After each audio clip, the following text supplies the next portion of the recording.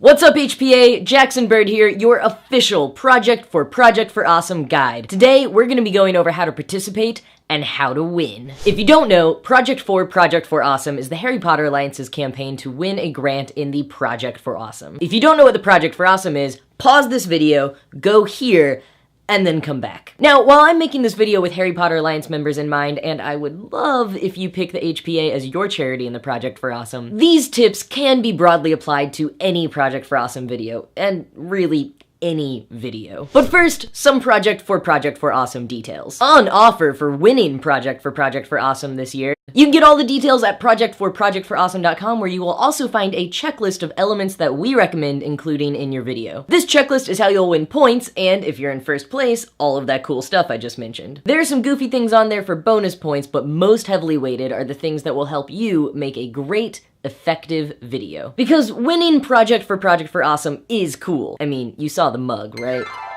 But the main objective for all of us wizard activists is to win the real Project for Awesome. And we do that by making top-notch videos that make people want to vote for the HPA. It's one thing to get all of us existing wizard activists to vote for the HPA, but what we really want to do is get people who have never heard of the HPA to learn about us, decide to vote for us, and maybe even decide to donate or become members themselves. And your video could be the one that does that. Alright, so your first step in making a strong video is to write a script. This way you'll be able to, edit out extra words, and you won't end up talking on and stuff like that.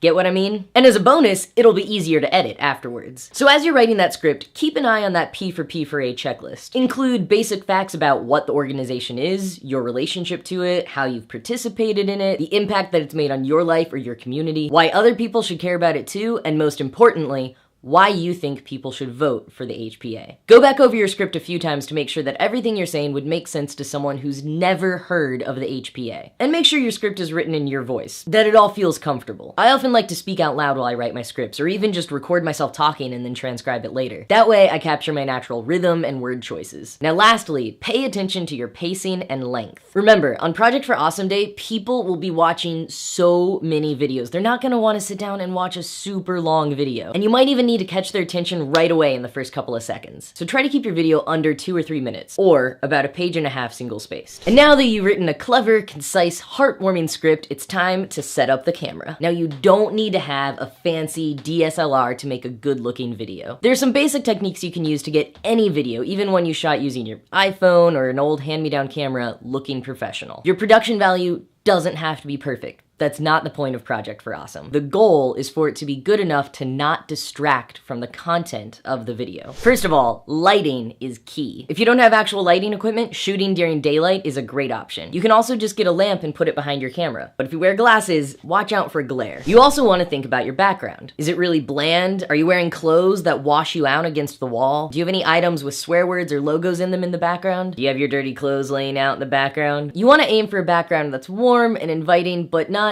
too busy so that it's distracting. Now when you set up your camera, practice the rule of thirds, which is like dividing your screen into a tic-tac-toe board and making sure that the subject is in one of those 9 quadrants. For a direct one-person video like this one, you probably want your face up there near the top middle quadrant. Now you also want to make sure that your camera is angled straight on your face or from just slightly above. Not to the point of a MySpace angle, but you also don't want it facing from upwards, or else it's going to look like an unflattering Snapchat pic. And to make sure you've got all of these components working in order, film a little test video and import it on your computer so you can see it on the full screen, and make sure that you didn't accidentally shoot the whole video out of focus or with your hair doing that thing that it always does. And once you start filming for real, the most important thing is to relax and be yourself. Maybe a slightly more energized version of yourself who happens to enunciate really well, but yourself. Sometimes it helps to imagine that you're speaking to just one person. Imagine the typical Project for Awesome participant, or your best friend is sitting right behind the camera, and you're just talking to them. Now after you film, it's time to edit. If you're not familiar with editing, there are tons of tutorials that you can Google. But the basic things to remember are to have tight cuts in between clips,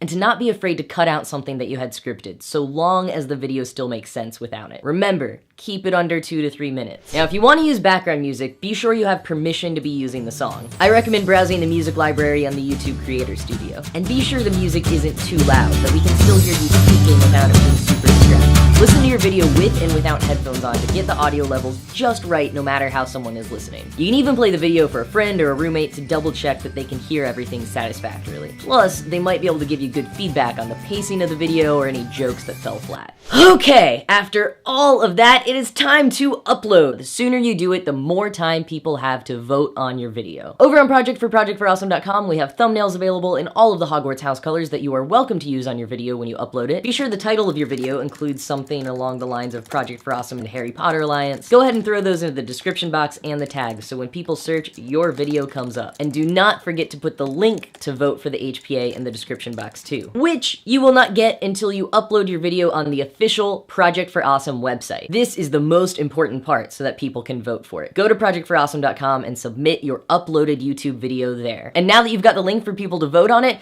go spread it everywhere. Tell everyone you know to go vote on your video and for all of the Harry Potter Alliance videos. We've only got 48 hours. We need as many votes as possible. Oh, and also go to projectforawesome.com and check off everything you include in your video and send it to us. Okay, thanks, bye. And that's it.